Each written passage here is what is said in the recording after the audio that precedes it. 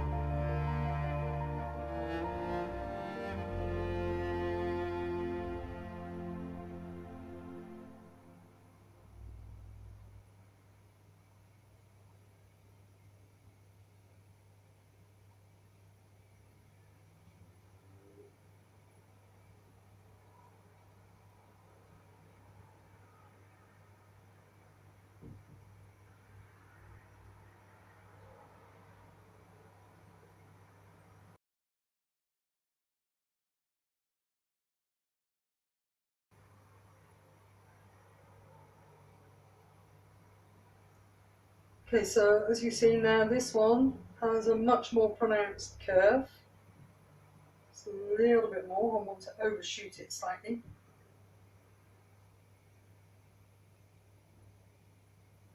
Because of the bounce back.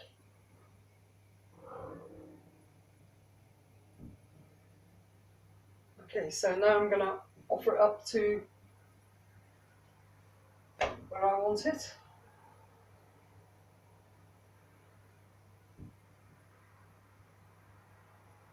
Alright, so now I want this point here bending.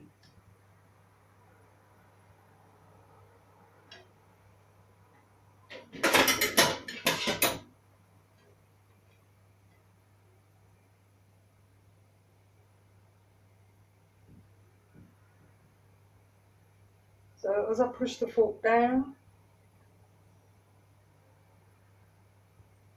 tugging up this end slightly,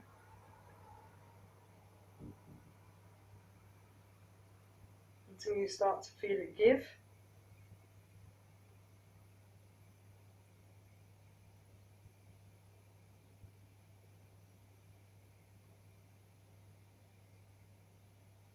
and also pulling and pushing at the same time. That sounds weird, but because of this point here, I'd like it curved.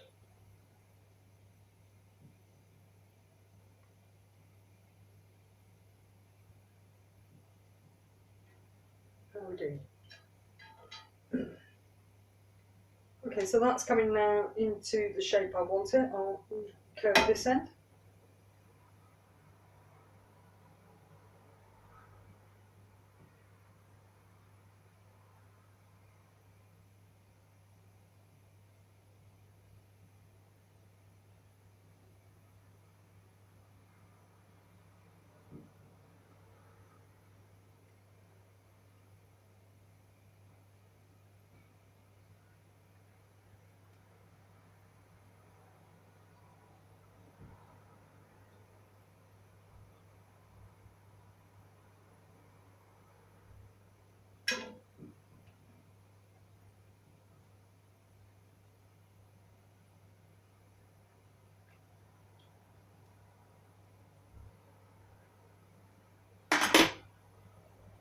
Okay, so again, try it in the pot. Alright, and that one's more or less the shape I want it. Okay, so this one, I definitely want this one curving more outwards. So again, take the centre point.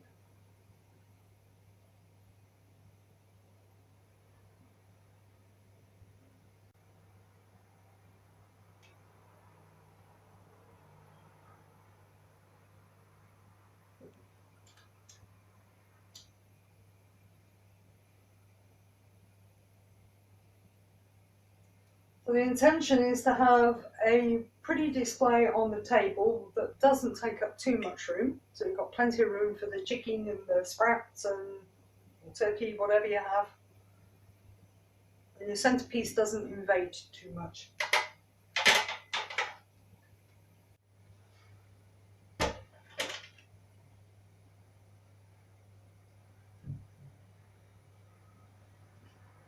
So this one is nearly in the shape I want it.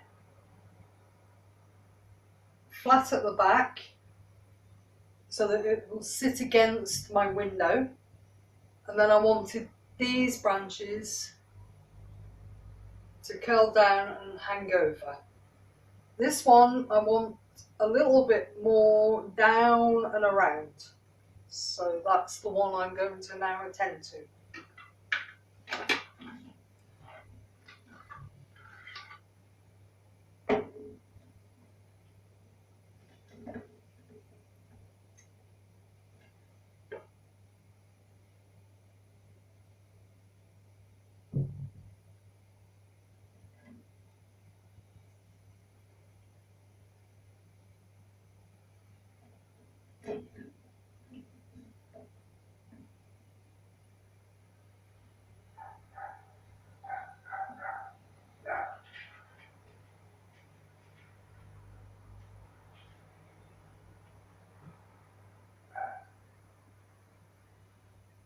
This is where I could ideally do with 3 hands because it'd be easier if I could push that one, pull this one and hold that down. However, I've only got 2.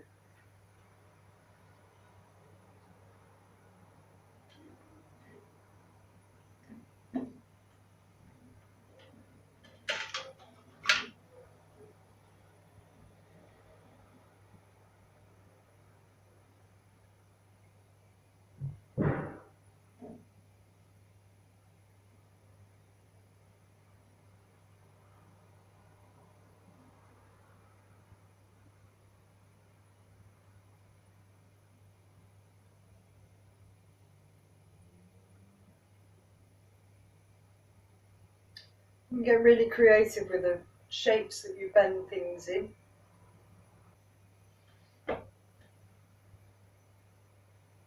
Also, if you like your Christmas already prepared for you, then this wouldn't be your cup of tea.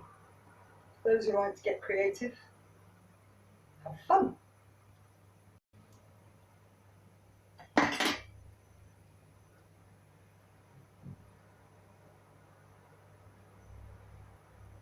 Alright, so The other thing I wanted to show you just while these are drying, give it a little bit of assistance.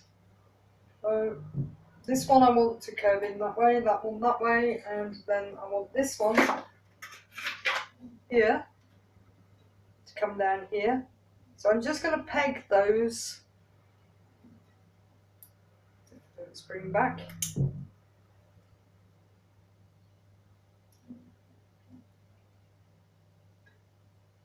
And leave that to dry just for a little while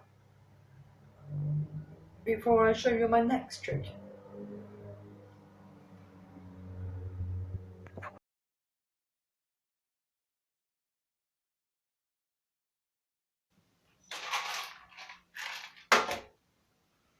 So I have some little beads here that came off a long decoration.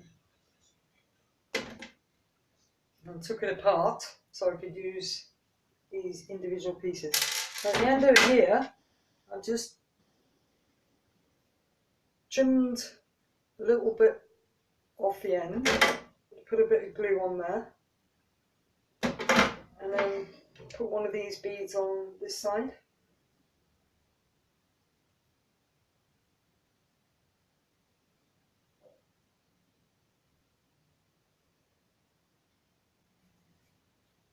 So at the end of this stick, I've taken off one of these little bud things here. I'm just going to put a little bit of glue on there. And get one of these small beads and feed it on like that. I'm going to do the same with one over here.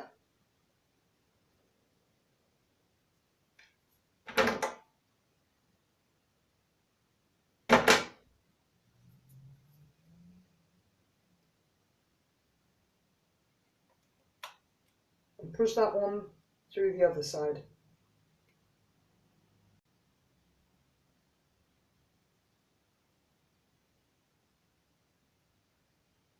Okay, so now that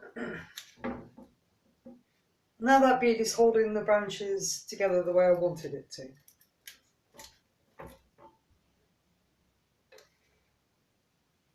And so put some of these beads on thread.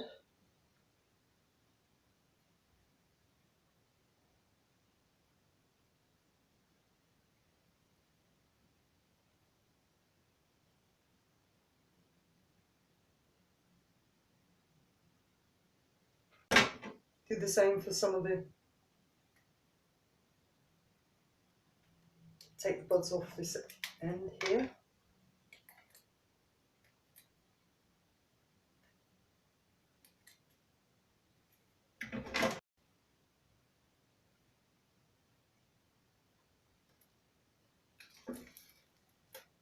So they add a nice little delicate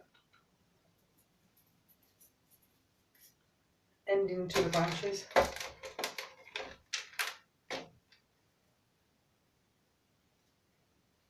Also have, this was part of the same decoration with the gold beads on it.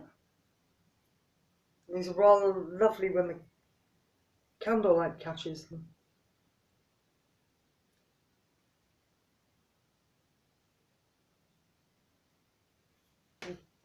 Okay, so you get the idea. They just hang very delicately down. It isn't overkill for the table.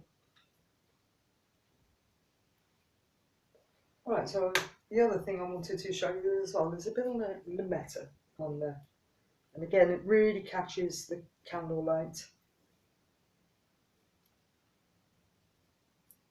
We used to have our Christmas dinner in the evening so that everything looked tinsy and special. There you have little twinkle tree. The centre of the table on Christmas. Doesn't take up too much space. The silver pot that I intend to use, I've put some change in the bottom to make it weighty. I'm going to use a glass, just an ordinary tumbler. Just drop that in there so that it's just below the rim. Now I'm going to use the wire wool again.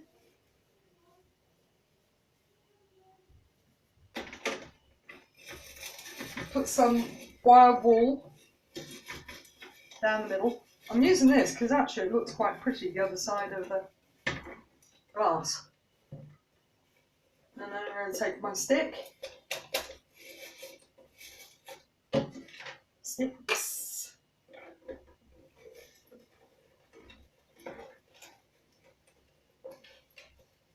Again, I don't want the branches over where the candles are going to go.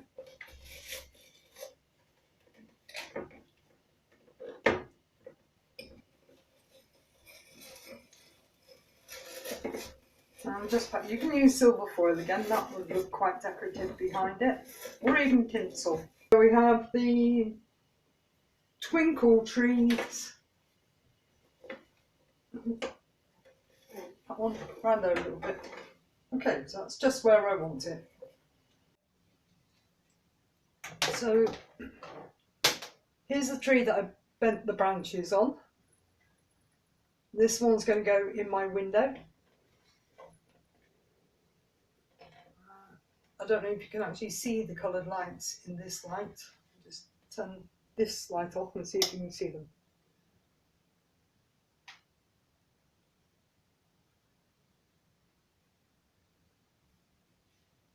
Got a candle down at the bottom there.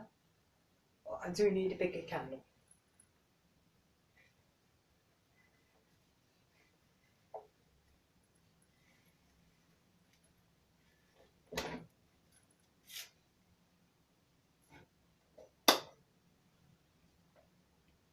That going in the window, when the light catches the meta, it sends little shimmers of purples and blues all up the windows. And this one I've done predominantly in dark colours, cool colours, should I say.